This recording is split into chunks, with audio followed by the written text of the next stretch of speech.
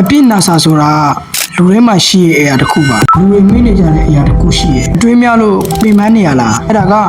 အားနေလို့မဟုတ်ပါဘူးကျွန်တော်တို့ရဲ့အောင်းတော့ကအန်ဒီယိုကိုကာကွယ်ဖို့အတွက်အမြဲတမ်းကြိုတိတက်စနစ်ရှိလို့ပါဥပမာမဖြစ်သေးတဲ့အရာကိုစိုးရနေတာတိုက်ကအမှားကိုထက်ကတွေးနေတာစိတ်မငြိမ်တာအနာဂတ်ကိုကြောက်နေတာ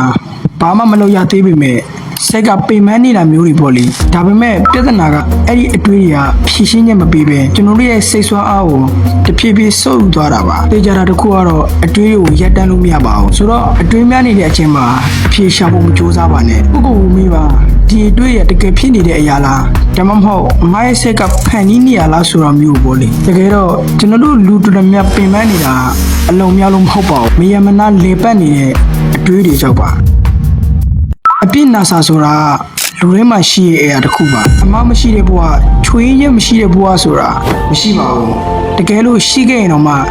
အယံမှနဲပါလိမ့်မယ်ပေါ့လေဒါပေမဲ့လူအများစုကတော့အပြစ်နာစာမရှိတဲ့ဘဝကိုလိုချင်ကြပါတယ်ပြဿနာမရှိတဲ့နေ့တွေ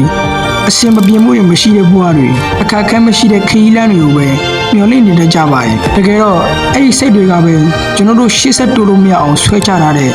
တန်ချင်ချင်းတွေလိုပါပဲကျွန်တော်တို့အပြေကဲအောင်ဆိုပြီးဘာမှမလုပ်သေးဘာမှဖြစ်လာမှာမဟုတ်ပါဘူးလူတွေဆိုတာအမှားရှိလို့သင်္ကန်းသာယူတတ်တာနာကျင်တတ်လို့ရင်းကျက်လာတာဆောက်ရှုံးလဲရလို့တံမိုးတိလာတာပါဆိုတော့အပြေကင်းမှုအတွက်အရင်မကြိုးစားပါနဲ့ရှေ့ဆက်လို့ရလာတဲ့အပြစ်နာစာတွေကိုပဲဘဝအတွက်ကြိုက်တွယ်နိုင်တဲ့သူဖြစ်လာဖို့ကပိုအရေးကြီးပါတယ်အားလုံးပဲနောက်ဗီဒီယိုမှာပြန်တွေ့ကြပါမယ်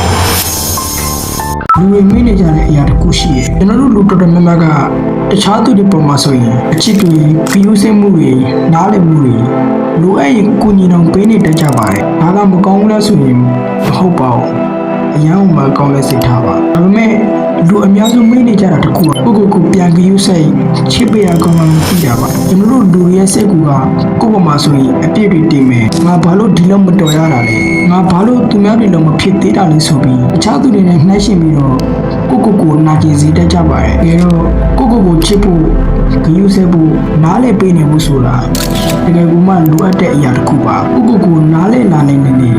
တခြားသူတွေပေါ်မှာလည်းပို့ပြီးတော့နားလည်လာနိုင်နေပါပဲကျွန်တော်အမြင်တော့ကိုတခြားသူတွေကိုပေးနေတဲ့မေတ္တာတွေထဲမှာကိုလည်းပါသိနေလို့